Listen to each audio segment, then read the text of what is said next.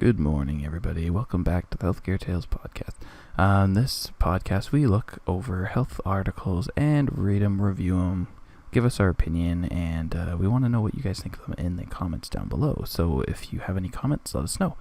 It's definitely a more casual sort of thing, sort of podcast style, I guess, if you want to call it that. We don't really have a name for it yet, but we're just going with the flow.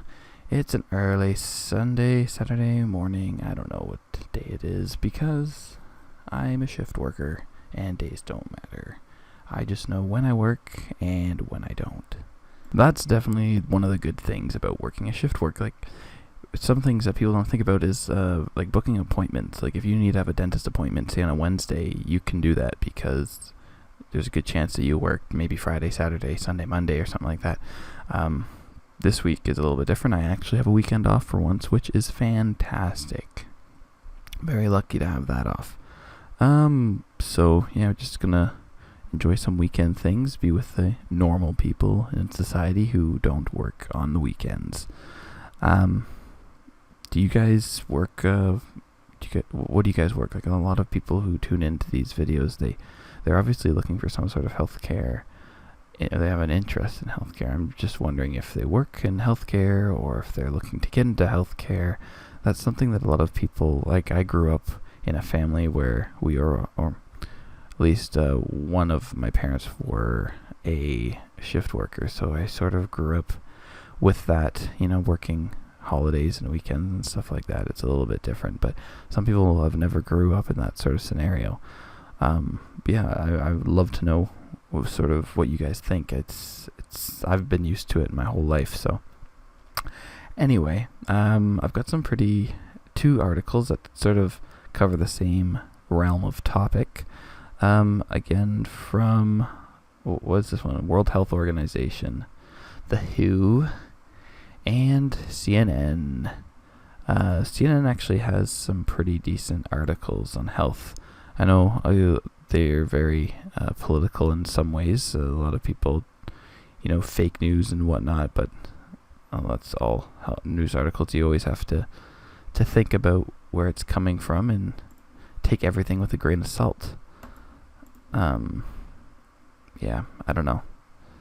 This news outlets nowadays, they sort of have a huge negative connotation with them. I don't know if people don't trust them or whatever, but anyway, this article seems interesting. I don't see any political bias in it, so at least I don't think so. We're gonna figure out anyway. So let's look about the one from the World Health Organization. So, obesity and overweight. So that's going to be the topic we talk about today, is obesity. So, written February 16th, 2018. That's a pretty old one. I'm just actually realizing this now. Oh well, whatever. I think it's still relevant. So, some key facts.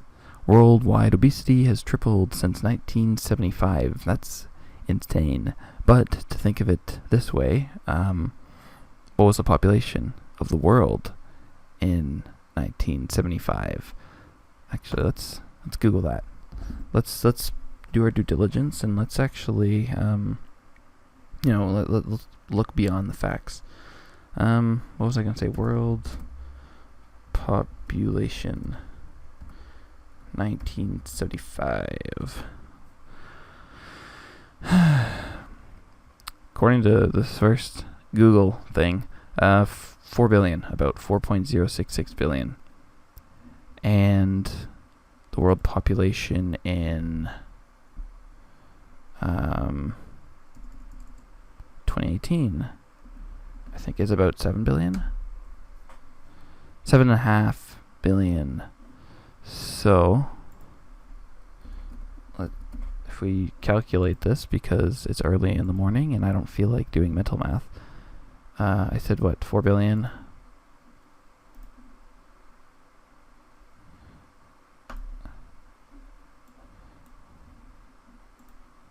For 7.6. So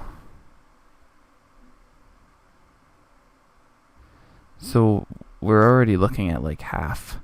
It's about a little bit less than half the population. So half as big, not quite half. So worldwide obesity. See, it doesn't say rates, doesn't say like percentage, just says numbers. But still, so I mean, if we're not quite half the population, well, we're almost double the population, but obesity worldwide has tripled. That's still saying that people are getting fatter. A lot of people are getting fatter. And that's obesity and not just overweight. Okay.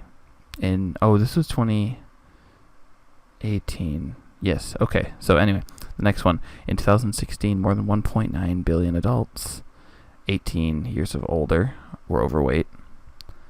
Yeah, okay. Of these, 650 million were obese. So again, we're looking at about, let's round it to 2 billion. So 7.5. So almost an eighth, a sixth, about. Wow. 39% of adults aged 18 years and over were overweight in 2016. And 13 were obese. Okay, so now we're going percentage, so 40%. There we go. Most of the world's population live in countries where overweight and obesity kills more people than underweight. Yeah, that's an interesting fact, eh? Like, when did that tipping point happen? Like, I'm sure that there was one point, people are always talking about the starving children in Africa and, people don't have enough food. But that's one thing that we're not really thinking about, is that sometimes cheap food is actually, cheap food is more accessible than now in some places. Like, if you don't go down to Jamaica, I went to Jamaica a few years back, and they were talking about that all the fruit and the vegetables they export. So it's very hard for the kids to actually get fruit and vegetables. So a lot of them eat, like, I don't know, Twinkies and, Doritos, like the fake foods, the processed shit. So you would think that they're a second world country. I would classify them as that. But yeah, you would think that they would be thin, and that, no, but that's not necessarily the case. There's actually a lot of obesity even there. So that's an interesting thought. 41 million children under the age of 5 were overweight or obese in 2016. That's under the age of 5. Fuck. How do you get to that point? Like, I don't know. I'm not even gonna touch that one. That's terrible and pathetic, and that's 100% the parents' fault. And over 340 million children and adolescents aged 5 to 19 were overweight or obese in 2016. And they're saying obesity is preventable. Absolutely, 100%. Okay, so what are obesity and overweight? That's an interesting way to phrase that. Overweight and obesity are defined as abnormal or excessive fat accumulation that may impair health. The BMI, or body mass index, is a simple index for weight and height ratio. It's commonly used to classify overweight and obesity. It's defined as a person's weight in kilograms divided by the square of its height. Okay, so if your BMI is greater or equal to 25, you're overweight, and if your BMI is greater than or equal to 30, you're obese. It provides the most useful population level measures of overweight and obesity, and it's the same for both sexes and adults. However, it's considered a rough guide because it may not correspond to the same degree as fatness in different individuals. Sure, a lot of people are very strong, right? So if you might be very toned and you might be very, muscular, right? Because that would make you heavier. Because the big thing is that muscle weighs more than fat. You can actually be labeled as overweight, even though you're not necessarily fat. You might have actually a very lean body fat ratio, but I think it's a general rule of thumb. Like, if you look at somebody who's obviously fat and their BMI is 32, then you know that you're obese and you need to shed a few pounds. There's no fat is it weighs less than muscle sort of deal. No, it can be very helpful, I think, anyway, at least to give you a rough idea as where you should be. Children under the age of 5, overweight is weight for height greater than 2 standard deviations above the WHO child growth standard medians. Yeah. And then obesity is 3 standard deviations. So they don't really do the BMI for exactly for children. It's a little bit off. So I guess they just have to do like a standard deviation thing instead of giving you an actual number. And then for children 5 to 19, BMI for the age is 1 standard deviation above, or overweight is 1 standard deviation, and obesity is 2. So that's interesting. So because if you're younger, I guess you can have the baby fat, and that's sort of normal. So they actually give you an extra standard deviation. That's funny. So in 2016, more than 1.9 billion adults aged 18 and older were overweight. And of these, 650 million adults were obese. So we sort of already read through some of these facts, I think, in the beginning. Yeah, those are the key facts. Oh, listen. Okay, here's another one. So, once considered a high-income country problem, overweight and obesity are now on the rise in low- and middle-income countries, particularly urban settings. In Africa, the number of overweight children under 5 has increased nearly 50% since 2000. Nearly half of the children under 5 who were overweight or obese in 2016 lived in Asia. So even in Africa, even in the poorest countries in the world, people they're overweight. Which I guess, in hindsight, if you had to pick one, at least they're fed. Yeah, they might not be fed the best foods, and they might not be healthy, but at least I think it's. I'd rather be fat than starving, I guess. Because the effect of life, at the end of the day, it's all about your life expectancy, right? How long you're going to live. I'd much rather, even if it's the same time or if it's less, if you have a full belly, that's just what I would say. But still, it's just a shock. The prevalence of overweight and obesity among children and adolescents aged 5 to 19 has risen dramatically from just 4% in 1975 to over 18%. I see. So this is a better number. So this is percentage-wise. So remember how they said that worldwide obesity has tripled? Well, this is of the children. So it was 4%. So back in 1975, 4% of children were overweight or obese. And now 18%, almost 20%, almost a fifth of children out there are little chunkers. Yeah. You got a lot of people doing the truffle shuffle nowadays. And an interesting thing is we would always talk about is that when my parents and, were children, 70s, 60s sort of deal, there was the fat kid. They called him, Fat Rob or Fat Tim or Fat Tony, The Simpsons. Yeah, there's, the 1 or 2 fat kids. So that's what they would be called. They'd be Fat Billy. Nowadays, a fifth of kids are overweight. 20% of kids are fat. So there's no more nicknames like that. There's not the fat kid in school. There are just people who are fat. A fifth of them. That's insane. So I don't know if that has to do with fast food or the fact that we have more processed food or that we're living more sedentary lifestyles or just more access to food. No one's starving. No one is really starving. There's a switch, like I said, that people went from starving to starving Marvins to just fat and bloated.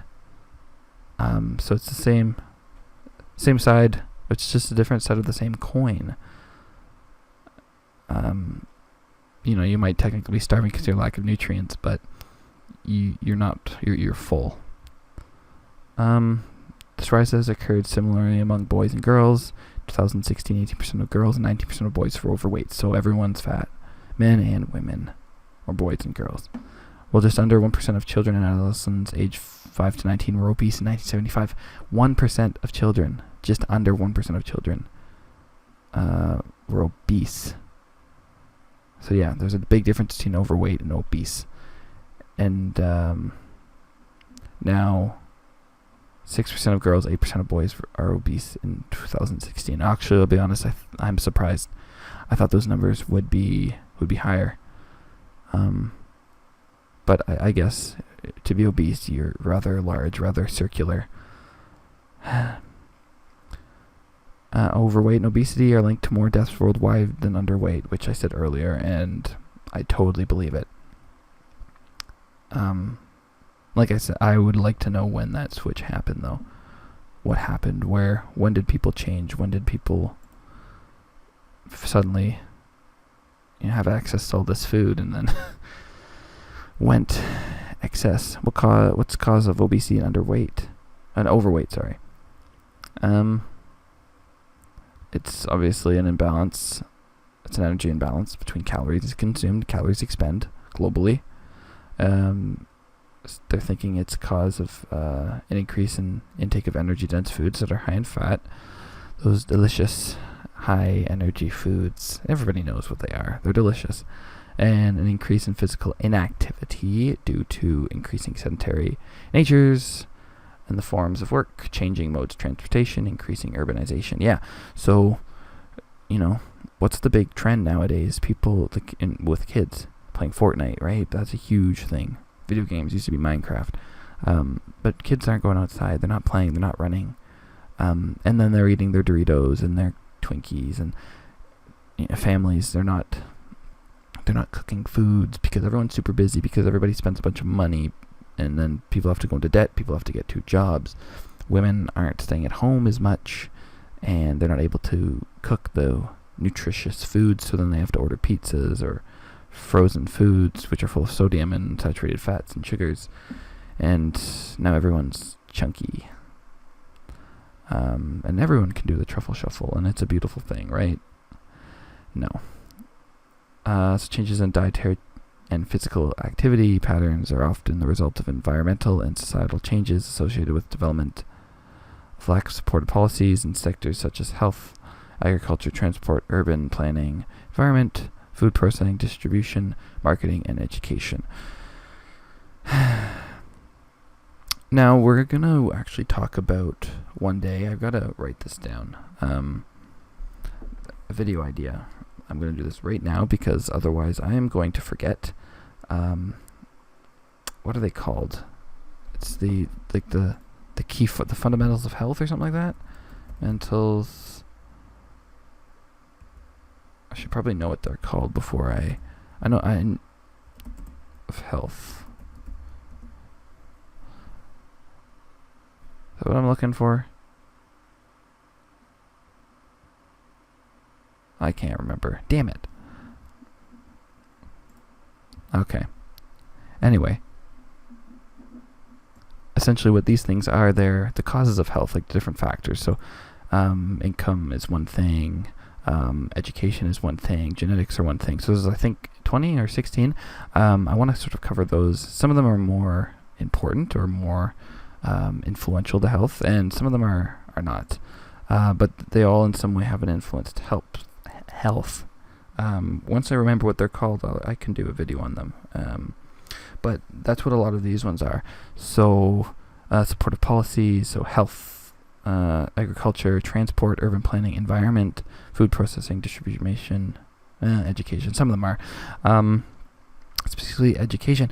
But one thing that I think that this this article is taking out is they're not putting it on the people. They're saying, there's a lack of supportive policies in sectors, no education, food processing, which, there's a point.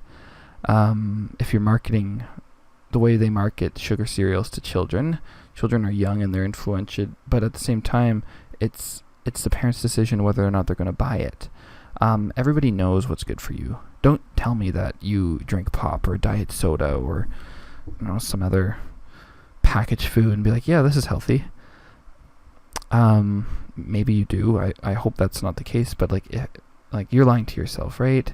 Anything in a can is good for you. Otherwise, maybe you shouldn't be breeding.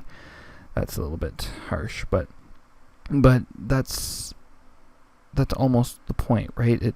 We've taken so much responsibility away from parents and people, saying, it's the government's fault and there needs to be more policies and education. Well, at one point do we blame the consumer? At what point do we blame the people? Take responsibility for yourself. And we know fruits and vegetables are good for you. No surprise. Delicious. There's thinner, there's leaner meats. Beef is a higher fat meat than chicken. People know that. Fish is even better for you. And then anything, in the can, just look at the nutritional facts. They're there for a reason, right? So that's one thing that people don't, that sort of bothers me when I see things like that, and they're saying it's a lack of education. It's blaming. It's just passing the buck. It's blaming people. But we will talk about this more in another video. What are common health consequences of overweight and obesity? This is a good one. Cardiovascular disease, heart disease, and stroke, right? Heart attack, stroke. Leading cause of death in 2012. Diabetes.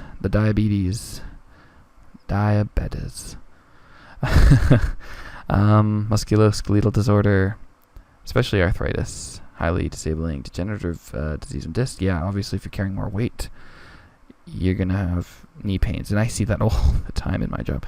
I've got a pain in my knee. It's like, well, maybe if you weren't 400 or 500 pounds, you wouldn't have to take opioids for your knee pain and your back pain. And then some cancers. Cancer is a huge thing. Everybody knows somebody who's had cancer. The rates are skyrocketing. At least we think so. Sometimes with the ability to diagnose people more easier, maybe it's not, but I think the rates are increasing, and I think most people would probably agree. The risk of these non-communicable diseases can increase with BMI. Childhood obesity is associated with higher cancer, obesity, premature death, and disability in adulthood. Yeah, it's terrible. Obese children experience breathing difficulties. Yep, asthma, increased risk of fractures, which you would think is the other way around because you've got such cushion, I guess. But I think you're also putting more pressure on the bones, right? And if you're not eating well, if you're fatter, then you're probably not getting the right nutrients to actually build your bones strong. And early markers of cardiovascular disease. That's terrible. For a child, I can imagine being a child and having to worry about your heart, and insulin resistant, and like diabetes, right? And psychological effects, absolutely. Depression. How can you not be depressed? You've been fat your whole life. You've never known what it's like not to breathe normally, not to be able to run with the other children. You're always being different, mocked at, ridiculed. Many low and middle income countries are now facing the double burden of disease. These countries continue to deal with the problem of infectious diseases and undernutrition. They also experience rapid upsurge of non-communicable diseases and like obesity and overweight in urban settings. So we've got still some people starving, and then some people are fat, and very few people in between where they should be. It's not uncommon to find undernutrition and obesity coexisting in the same country, the same community, and the same household. Yes, because some people can't afford to buy the shit food, and some people can only afford to buy the shit food. And then there's very few people who can afford to buy the healthy food. And then it asks how it can be reduced. I think we can probably figure that out. Drop the fork. That's a good start. Make healthy food choices. Limit intake of total fats and sugars. Increase the consumption of fruits and vegetables, whole grains, nuts. Yeah, I think bread's a big one. There's a lot of calories in bread, rice, especially white. Then you got to engage in physical activity, 60 minutes a day for children, 150 minutes spread through the week for adults. 150 minutes? That's it? 2 hours? Well, okay. The food industry can play a significant role in promoting healthy diets by reducing the fat, sugar, and salt contents of processed food, ensuring healthy and nutrition choices are available and affordable to all consumers. Okay, this is where I'm going to disagree. First of all, food companies, what are they here to do? They're businesses. They want to make money. That's what they're there for, right? So shouldn't it be their prerogative to sell food the way they want to? If people are going to buy it, then why should they have to do otherwise? As long as they're not hiding the fact that there's 400 calories a bite in this ice cream, why should they feel like they have to? I can understand wanting to make lower fat options, because if that's what the market demands and that's what they're asking for. Sure, some people want healthier alternatives to certain snacks like low calorie ice cream or low fat salad dressing, which they end up just putting sugar in it instead of fat, because when stuff has no fat and no sugar, it tastes like ass. But anyway,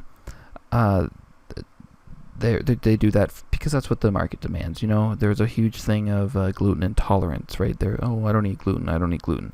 So what did people start doing? They started marketing food as gluten-free when it's gluten-free, and they started making gluten-free options. That's what the market demanded. People wanted, it was a trend, right? People wanted to have no gluten for whatever reason, because they thought it was bad for them.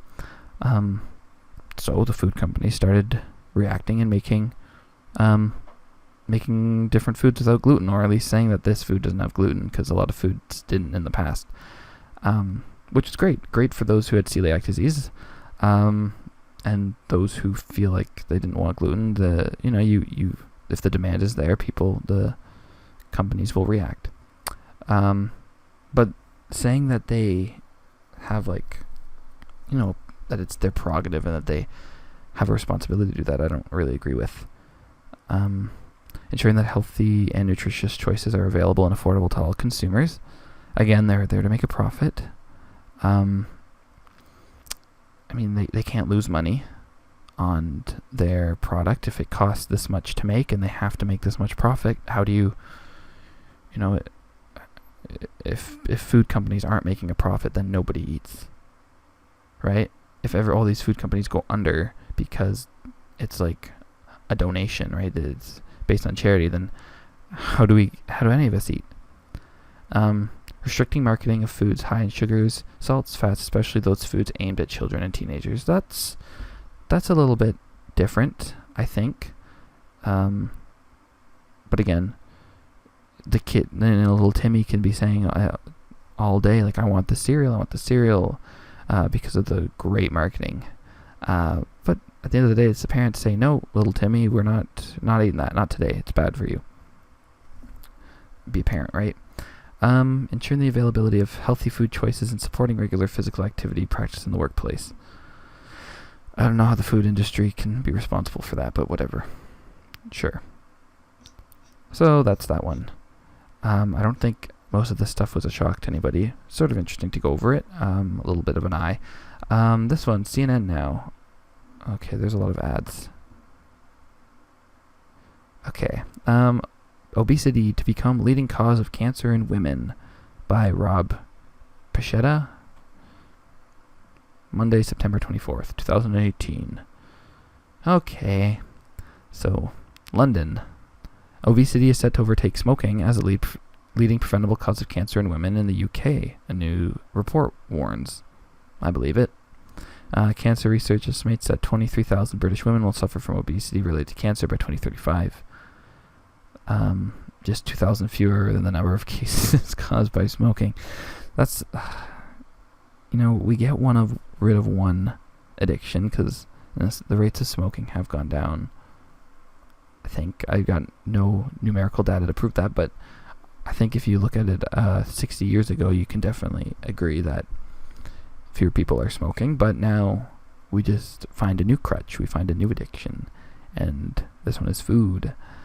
By 2043, obesity will become the most common cause of cancer in women if current trends continue. Okay, so it's set to overtake smoking. Smoking is currently linked to 12.4% of cancers in UK women, compared to 7.5% that are caused by obesity. Cancers, we're talking just cancers here. I think that if you look at obesity, there's probably more health concerns. Diabetes, heart disease, which smoking also causes, but yeah, we're looking at just cancer here. The gap between the two causes in men is wider because more British men smoke. Fair enough. Yeah, with 17.7% of cancers among men caused by smoking compared to 5.2% by obesity. So men are thinner in the UK, but they smoke a lot more.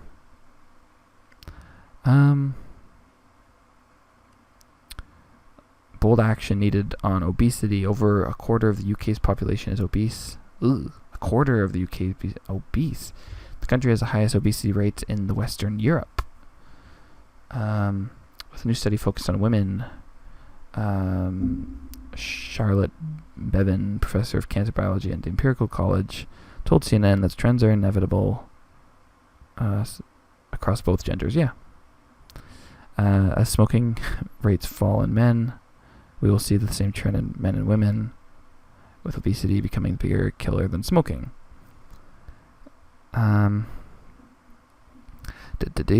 Yes, so they're just talking more. Okay.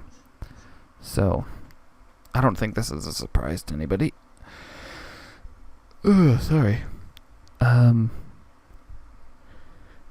Yeah, just sort of reiterates what everybody said in what we said in the previous one. I find it interesting that men are a little bit thinner in the UK, I guess, or at least smoke more. But at the end of the day, it's just an overall, I don't know, I think it has to do also with people eating more and running less, but there's also a whole mindset nowadays about big is beautiful, and it doesn't matter your size, and love yourself, and there's almost been like a decrease in the standard, like your bar. The bar has been lowered. You're not allowed to feel shame, and you're not allowed to be called unhealthy. And then because of that, obesity rates increase, and the difference mainly stems not necessarily in bullying. I don't think anybody should be bullied for being big, but you also have to be able to realize that if you are overweight or obese, then you're not healthy. I think in the past, sometimes bullying has made it so people wanted to change, but it's also affected, mental health and made people. It's not the right way of doing things. But there's also we're sort of flipping to the other side where, by saying that you need to lose weight because you're unhealthy. Well, now we're to the point where people can't even say that, and that's where we've sort of crossed the line. You can be totally happy with your body and comfortable in your skin, but don't deny the fact that you are unhealthy, and that statistically speaking your life expectancy will be less, and even if it's not less, you'll be on a bunch of medications, you won't be as physically you might not live as happily because you'll have way more health concerns. So I do believe in a freedom of choice, and if you want to go and stick those 40 pounds of Twinkies into your mouth, why is it always Twinkies? Why is that the first thing people jump to? The high fat, high sugar, calorie dense food, and become 400 pounds, then it's your right, but at the same time, know that you're significantly lowering your lifespan. So I don't know. It's a weird. It's just a weird situation we're all in altogether. And then when you look at socialized healthcare, well, the in the UK anyway, they've got socialized medicine, so it's government paid for medicine, right? So if people are more overweight and have more health concerns, and that's very taxing on the healthcare system. So they've got a huge motive to want to fix that. And in other countries, let's see, Canada, I'd say most of Europe, I think most of the Western world and first world countries have socialized medicine, other than the States. You need health insurance. So those countries are highly influenced, and they're going to be highly influenced in the future, especially with technology. Technology is getting better, where we're able to actually treat a lot of diseases, but they're very expensive, right? So if you have somebody on cholesterol meds, you've got somebody on metformin, like for your diabetes, and all these different pills, that's very expensive. And then all these tests and the doctor's time and everything like that, and then all the complications that arise with that, and then they're hospitalized and they can't move because they're overweight, and then they lose body function, they lose the ability to walk, and they have to stay for rehab and physio to get better, and they end up staying in the hospital for months at a time. Whereas if you were smaller and a healthy weight, then maybe you would have been in hospital for a fraction of the time. Plus, you would be on way less medication, and it's just the obesity adds a lot of different health factors, which then make the situation way more complicated. Thus, just being overall more expensive. So, these countries do have a reason to want to reduce the obesity rates, and if you think of it that way, if the taxpayer is paying for you to be in the hospital, then you should do your part to be as healthy as you can. But people don't think that way because, I don't know, I guess people are just thinking about what they want to do. It's a lot more fun to sit and play Fortnite and eat Doritos and drink Mountain Dew, or sit on the couch and watch, The Bachelor or Netflix and eat chocolate and drink pop than it is to go to the gym and come back and eat a salad afterwards. Salads do kind of suck. Anyway, that will be the Healthcare Tales podcast number 2. Thank you so much for watching. Like, comment, subscribe. Let us know what you think in the comments below. We're just getting used to this sort of format. It's a little bit harder to do, especially with only one person. You sort of got to talk. I'm talking to myself for 40 minutes, which is something I don't think I've ever done before because I'm not completely crazy. So like I said, like, comment, subscribe. Have a wonderful day. Let us know what you want to see next. If you have any comments or any suggestions for future videos, let us know below. If you see any articles that you want us to read, whether they're ridiculous, I kind of like ridiculous articles. I'd love to go through some of those that are just like completely asinine. But it's kind of hard to find in like health related fields, right? But if you find any articles you want me to read, review, and you want to hear my opinion, we have a Twitter account. You can tweet them at me, or leave the link in the below. Our Twitter handle is at healthcare_tail. No S, no tails. I don't know. That was obviously taken. So, thanks so much for watching. Have a great day.